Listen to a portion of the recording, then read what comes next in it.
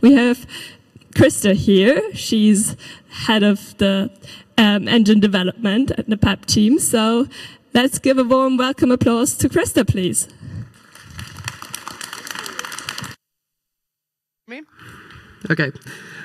Good afternoon, I guess it is by 1 minute or so. So, as she said, my name is Krista Bennett. I am the core engine developer for the PEP project. How many of you actually know anything about the PEP project? Okay, a few of you have heard about it. Typically, the talks about PEP have been the sort of sales pitches we want to get to people for the project, but I am not a PR person. So instead, this will be slightly more technical. It's not super technical, but what I was thinking I really wanted to do was, I've worked there for about 2.5 years now, and it's kind of an ambitious project. So Pretty Easy Privacy, or PEP, aims to give encryption to the masses and make it easy for everybody. And we want to do that. That causes us to have a number of design goals that are really, really challenging. And I was thinking about myself 20 years ago when I started doing software development and wanted to think about some of the lessons I would tell myself if I could go back in time based upon what we've learned in doing this project. So what I'm going to do is I'm going to explain a little bit about PEP. It might be a little speed walkthrough of PEP because, again, I think a lot of people have heard the long form, use PEP, it's great and it's easy speech.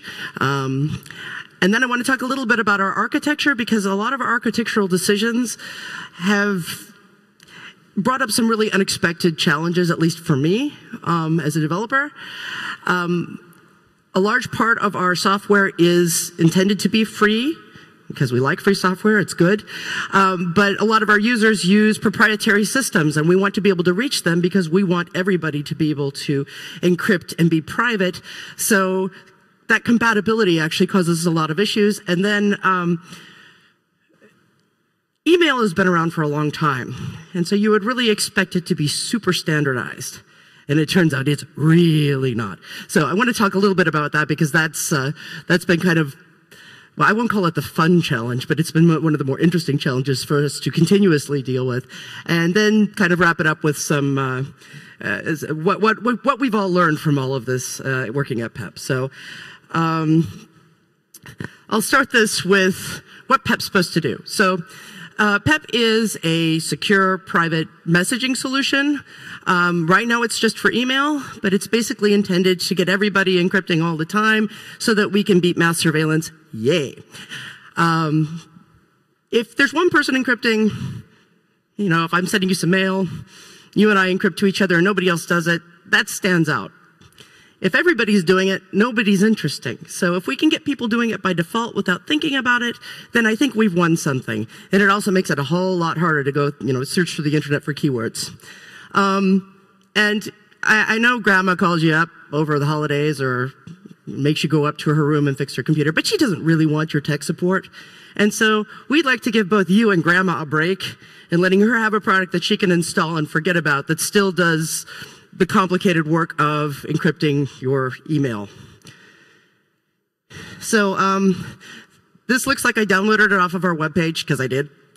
But I'm going to give you a short overview of the PEP protocol just so you can understand what it's supposed to do. And then we'll get into the other stuff that I really wanted to talk about. So let's say grandma has downloaded PEP and she wants to communicate with her grandson Bob, and he also downloads our product. When they both download PEP to handle their emails, on both sides, keys are generated and they don't have to think about it. They don't do it on purpose. They don't have to understand what a key is. Then the first time Bob mails grandma, he sends her an unencrypted mail because he doesn't intentionally encrypt anything. He's just using the product to do that. And it contains his public key.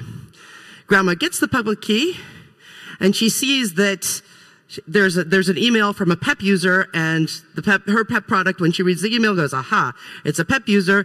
I'm going to communicate my key back to him when I reply, and I'll encrypt to that key because it's there. It's not a trusted key yet because we haven't gone over any particular secure channels to verify that these keys belong to each other. But at least, even if they just stopped there, they would be communicating with encryption and, again, not worrying about it, not intentionally encrypting. But of course, we want to be able to verify keys. How many of you verify all the keys of all the people you encrypt to? And if anybody raises their hand, I'm going to call you a liar. Well, maybe one guy. Okay, one guy. We want people to be doing that verification process, but we want to make it easy because reading out a super long hash over the phone to somebody is something that people just don't do. And it's not that it's hard, but people don't do it. We want to make it simpler. We want to make it part of the interface and part of the process.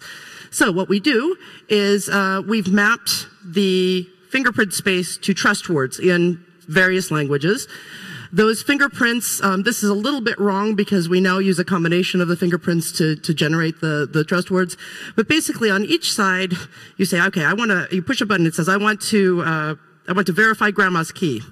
And so Bob and grandma get up on the phone and they want to verify each other's keys. The trust words pop up and they read the words to each other, and if they match, hey, the keys are the keys that they're intended to be. They can verify trust with one another. And now from now on, they will be using a trusted key back and forth to communicate with each other. And the other thing we give them is a way to tell whether or not that trusted key is being used or if there's been a compromise. And we do that simply by putting a color at the top of the message. So initially when they send this unencrypted mail back and forth to each other, that color is gray because we have no trust information at all.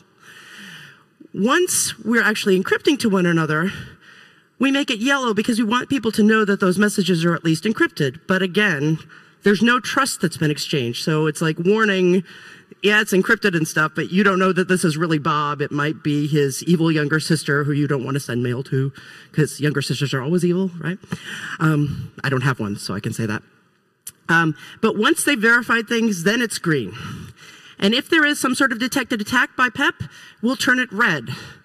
And so if a bad key is used or there's a known attack that we've detected within the system, we can let Grandma and Bob know that, hey, something's not right. And we want to keep it that simple. And yes, under the hood, it's a lot more. It's what most of us are doing with GPG+++. But for Bob and Grandma, we want to make sure that this is about as complicated as it gets. But we also know that Bob and Grandma, I mean, maybe Grandma's technically inclined, but Bob does other things. He's more interested in other stuff. And he's not necessarily going to want to install Thunderbird with Enigmail on his Linux system because he doesn't have one. He has an iPhone. But we still want him to use it. And so one of the challenges for us is that we want to be able to reach people where they are. It does not make sense to say, well, you know what, if you want to encrypt, you're just going to have to get down and dirty, because most people won't do it. My father's a chemistry professor. He's a very bright man.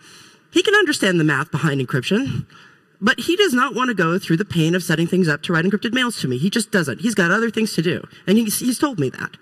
But I'd still like him to use it. Now, he uses Outlook, and I can say whatever I want about that, but that's what he uses, and that's all he's going to use. So we want to ensure that we reach people where they are, but at the same time, we want as much of this to be as free and transparent as possible. Closed source solutions have all sorts of lovely problems. My former homeland is really fond of trying to slip in back doors to various encryption products, and we don't want that. And so we've developed an architecture which, for us, seems to handle our main functions very well in a way that's isolated. It remains free software, and we're still providing services for applications which are at a level that people are normally at. So let me see if I can explain this. So I am the core engine developer. I work way down here. The engine, there are two main, I would call them two main functions. There are probably other things we do that I should talk about, but we make sure that all the cryptography happens down here, and we make sure that the mails get parsed and generated and dealt with, and everything gets decrypted and put in the right place, and keys get imported. All of the crypto stuff, all of the really detailed MIME stuff that needs to happen to a message, that happens down here. Part of our architectural design, too, is to separate this sort of cryptographic complexity and protocol complexity and everything else from the UI complexity. You don't want me designing your UI. Anybody here use GeoCities back in the day? Blink tags? Yay. That's what it'd look like. It'd be awesome, and my son would never speak to me again. So we want people who are experts in writing applications to have an easy way to implement our protocol. But at the same time, we don't want them having to worry about the crypto and stuff. So we've separated those things and provided sort of an API layer, these adapters, which allow them to actually sorry, sometimes I get tripped over my tongue. They allow application developers to be able to interact with our engine without having to deal with the really dirty stuff. And it allows us to rely on people who are way more expert and way better with user interfaces and design to deal with what's actually interfacing with our customers. So up until the adapter level, up above the adapter level, and so from the adapter level down, that's all free software. That's all maintained by the foundation part of our entity, which is a nonprofit. Applications that we develop for money, those are handled by the company, PEP Security, and those are non-free. That doesn't mean you couldn't develop a free software client on top of the engine, but it does mean that this is how we have to make our bread. And again, we want to reach people where they are. It has some other kinds of implications, though. So, because those are proprietary apps, that sometimes makes it very hard for them to interface with free software. We all kind of know this is an issue.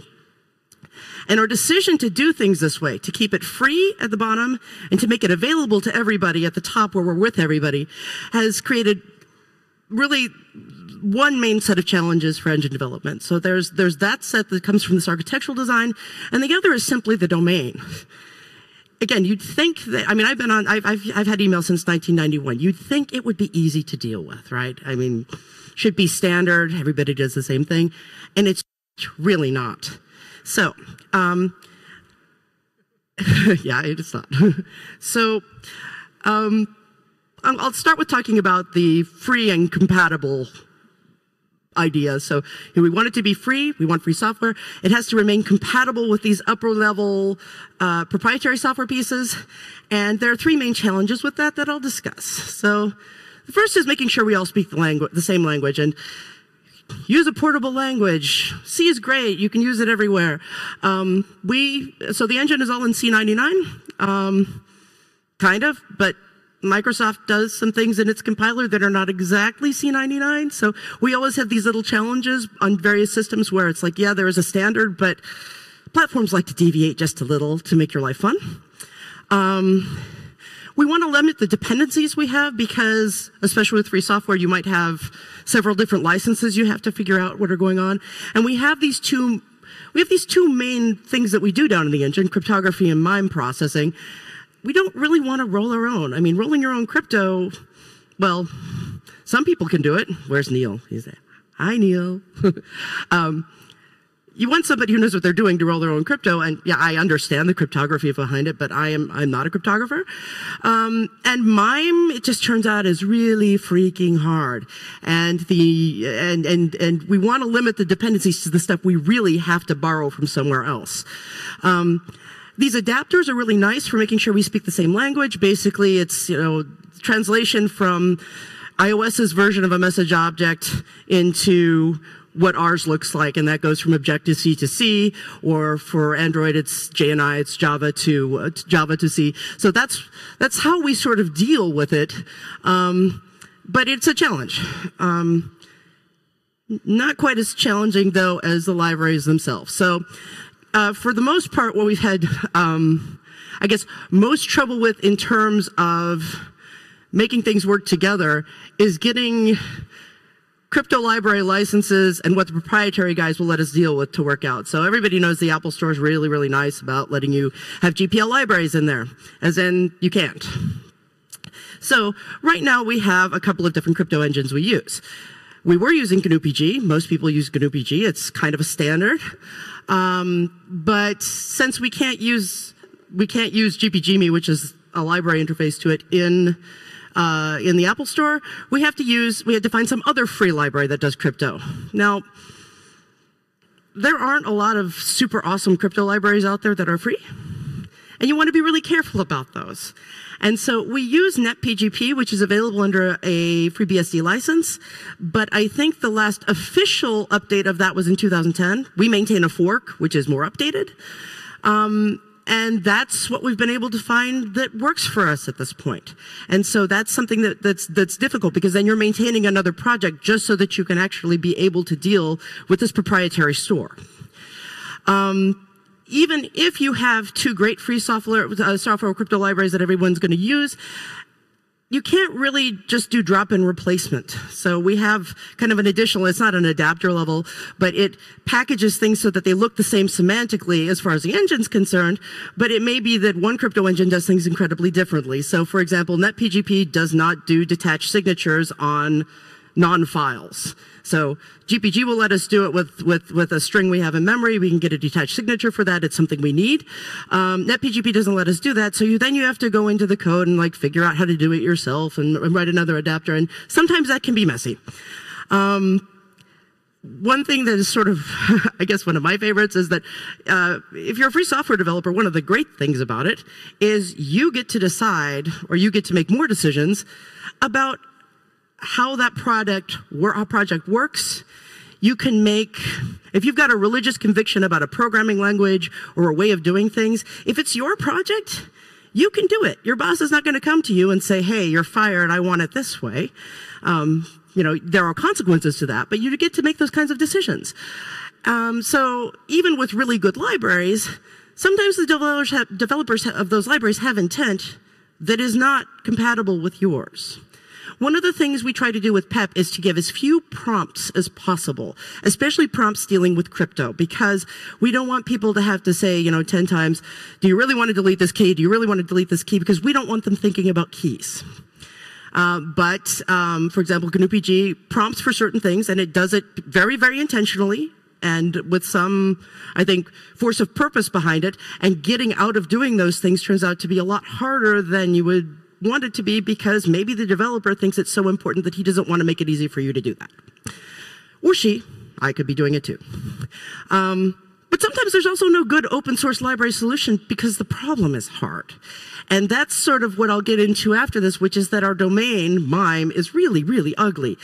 And we do have a free software MIME library. And I don't want to be too critical of the developer, because I tried to write one, and it turns out it's a difficult problem. But regardless, often there's not the thing available, the tool available that you need to be able to do the development. And then the question is, do you have the time? Do you have the resources? Do you have the knowledge to roll your own?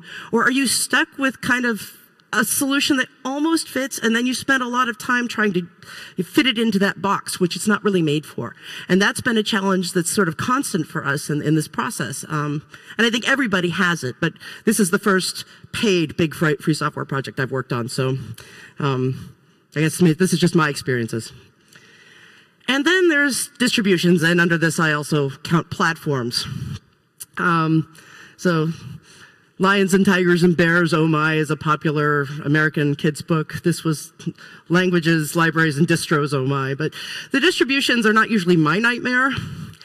But the default distributions for, and I'll give GNU-PG as the example because we had a big fun time with this.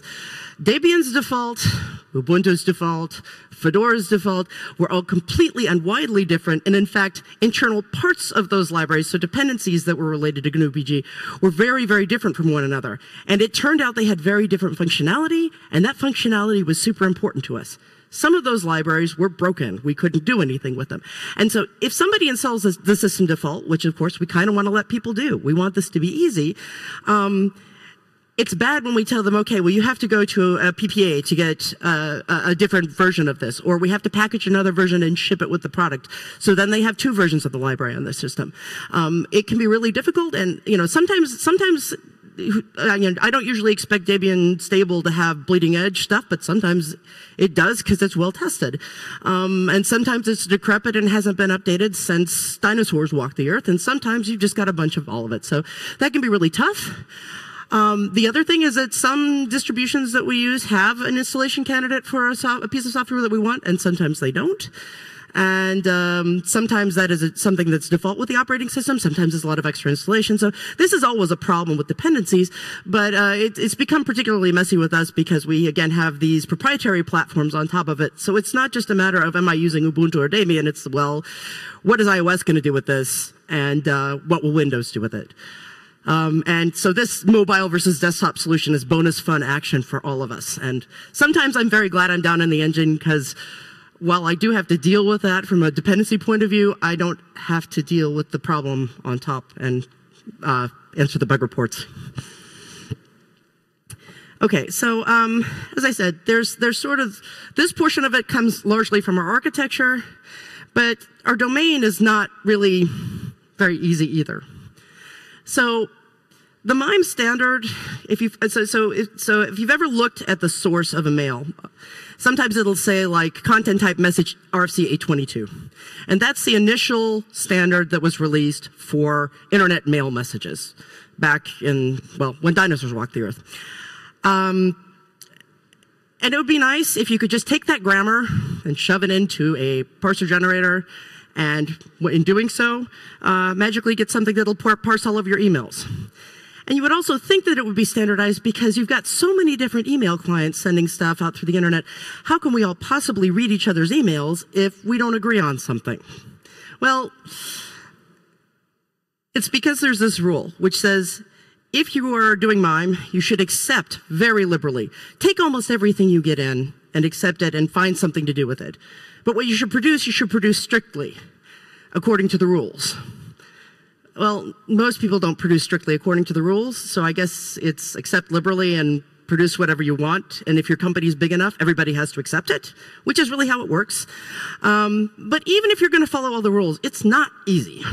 So an RFC, if you don't know, is a request for comments. It is often a formalized statement of the accepted practices for something. So for example, for internet mail messages, it's what people were doing to send internet mail, and somebody said, well, we need to formalize this so everybody agrees on it. And then the request for comments goes to the IETF and is accepted and or rejected or modified several billion times. So RFC 822 was the initial standard, but that's been superseded by RFC 2822, which has been superseded by RFC 5322, which I think the current standard. But you can't just say, okay, well, I'm just going to read RFC 5322 for two reasons. One, it refers back to the other two repeatedly. And if it's only those three things, that would be great. Those are just the things for mail messages. But it also is one of these things where, well, let's say we've changed something between 822 and 5322. Somebody out there has got a client that doesn't implement the difference. So if something has been implemented or suggested in a standard, it is in the mail space forever. So you have to deal with what was and what is, and sometimes they're in conflict. The other thing is, well, those were the standards I gave you, but these are updated by RFC 1123, 2156, 1327, blah, blah, blah, blah, blah, blah. And that's all I could get with sort of a one level of depth of clicking through the RFC. So you have to read an awful lot just to kind of understand what's going on out there. The grammars themselves sometimes seem to be in conflict with themselves. So generating your own parser and generator would already be hard. But that's not enough. That's just mail messages. But at some point, people started to decide to send weird things to each other, like videos and PGP keys and other things, other kinds of content. And that's where MIME comes in. So those are the multi-purpose internet mail extensions. And it's in 5 parts. It's great reading. If if you've got nothing to do between now and New Year's, I highly suggest you avoid them. But again, these are also updated and obsoleted by lots and lots and lots of RFCs. And they don't go away. If you really want to do it right, you end up having to come in contact with them. But there's more, because we don't just do MIME, we do MIME and crypto, MIME plus crypto, and I know I don't have all the RFCs for these, and Neil can make faces at me. These are sort of the main top level ones. There's one for cryptography, or so encrypted messages and signatures via MIME. That's RFC 1847. It's the initial one. There's one for S-MIME, which PEP doesn't do. And then there's one for PGP MIME, or two for PGP MIME, which we do. And I'm sure there are more, because I think there's one that starts with 40 that I can't remember at the moment. So there's quite a bit of this. And this is really what it would take if you wanted to make a magic email parser that deals with everything out there. And we have a free solution. It's called the PEPPAN. And if you look at the code, which is difficult to understand, it's not terribly well documented, you see that the attempt has been made really to do what I just suggested, to take the grammar and literally translate it towards a parser. And that is problematic, because big companies do whatever they want, and sometimes customers want weird things. So, for example, enterprises are concerned about security. And I'm not really sure what the attack is they're concerned about, but for example, Exchange has something called header firewalls. And that means, so when you send out an email on the internet, you know, it's got all these headers. There's the ones that we all see, if you don't hide them, that are from and to and subject. But there's also some additional stuff, like what time it was sent at and the various servers it was received by along the way. And there's something called X headers, which are supposed to be optional headers that people can use to put additional information in. And we use some of those in order to identify our messages. But header filtering is something that's used to filter out any non-approved header. And that's perfectly legitimate according to the RFC, but it makes things difficult if you want to do anything with email headers. And I actually don't know if filtering out X headers is okay. There's a bunch of others that are okay to filter out. But this kind of thing happens. Symantec decided to rename our attachments, I think, and that causes some additional problems. And these are things that are maybe they're either unspecified or specified you're not supposed to do them and it doesn't matter. Sometimes people leave things out or they add things that are not allowed. So there's two kinds of I guess returns. There's a carriage return and a line feed. And back in the day when you were either typing on a typewriter or you had a teletype terminal, a carriage return ends the line and goes to the beginning of the next one. Technically speaking, I think a line feed just advanced it one line. These are just characters for us. In C, it's /n//r. But we call them CR and LF, so carriage return and line feed. And this is really dumb and it sounds really stupid, but it's used as a token everywhere in a MIME message. So in order to be able to parse a MIME message and understand what it's doing and break it up into the right parts, there's a carriage return line feed sequence, it's called CRLF, that must be in all the right places at all the right times or things go bananas. Except for there are some clients which do what the RFC says not to. So the RFC says the body of a message is simply US ASCII characters. There are extensions to that, but this is the mail RFC. And the only two limitations of the body are as follows. This is the first one. CR and LF must only occur together as CRLF. They must not appear independently in the body. So a carriage return before CRLF is technically not okay. And there are clients that don't accept that. And our library certainly didn't because that was not okay in the grammar specified by the RFC. So we choked on that for a long time. It's small, but trying to find that and figure out what happens takes a lot of your time. So it's technical debt you get every single time you use one of these, every time you use somebody else's library, because you're going to have to spend time figuring out why it doesn't work for you. And that means you get to know their code too.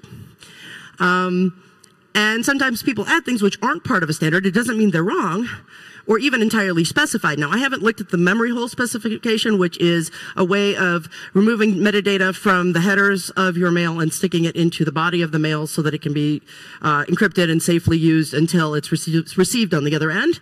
But when memory hole was initially specified, it was very vague. And that's definitely not in the standard, and there's some additional things that Enigmail has put in to be able to use memory hole, which is a nice idea for protecting this metadata, but my parser is going to choke on it, or at the very least ignore it. And so that's one of those things, again, we have to go back into the code because it's not a standard thing. You know, and sometimes something's totally standard, but normal clients choke on it anyway. So if you have a really long file name, or you use a non-Unicode character set, or actually, no, Unicode is a problem. So you use a non-US ASCII character set, then there are some special things that happen with it in the MIME. But some clients just rename it. Some clients ignore it entirely. And some use the correct format for that. And it turns out that a lot of clients choke on it when you do what the RFC says to do. So it's not an easy problem. That's why I don't want to bash the provider of our library. But at the same time, it costs a lot of time and effort to figure out why it doesn't work. And then you have to go back to the RFC and go, aha, this is or isn't in the RFC, and that's why it's not implemented. So this is my personal nightmare. Every time I have to go back in here, I want to cry. Well, what does this all mean? For the domain we're in, it means that MIME is hard, and standards don't solve everything. And my boss is a really bright guy, and he's really good at generation of code and all sorts of stuff. And he really wanted to be able to just generate a MIME parser. And it just turns out that I think that dream of magically generating a MIME parser may be doomed to failure, because figuring out what the actual grammar is for the moment is probably impossible. So I've kind of babbled about what I do up here and complained about things. And like I said, the talk I wanted to give was more kind of if I could talk to myself 20 years ago when I was taking a fairly useless software engineering class, what would I tell myself that would be more useful? The first thing is that, so we try to be as interoperable as possible. And I think we've planned pretty well for it. But it's a lot of work, still. So, it's not always the work you expect in. And I think that's something that's really important in development, that you realize that it doesn't matter how well you've crafted something, things will come up that you may not have the tools to deal for, and you have to develop them. Using the right language won't solve all of your problems, because you just may have to deal with too many other languages and problems to let that be your only source for interoperability. And libraries won't solve them either. You still got work to do, even if somebody else has done the hardcore work for you first.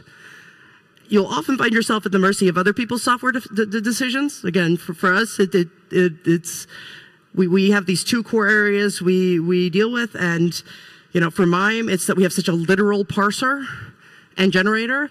For crypto, it's really more a matter of having different takes on how you think people should use cryptography. And software use is really great, but you have to pay attention to how much extra work you're going to have to put into it. And I first of all, I think everyone should consider therapy. It's awesome, but if you're going to work with MIME, maybe have an extra therapist, because it's a nightmare. I hope I didn't babble everybody's ears off. That's really the end of what I had to say. I just kind of wanted to give some feeling for what kind of work is going on under the hood, because we have a lot of PR that goes on with PEP, but not a lot of, well, here's where we get our hands dirty, and I'm the dirty person. I have a student out here who is laughing, I'm pretty sure. And if you have any questions, I'm willing to take them, either about PEP itself or about my current nightmares. And thanks for being here and listening.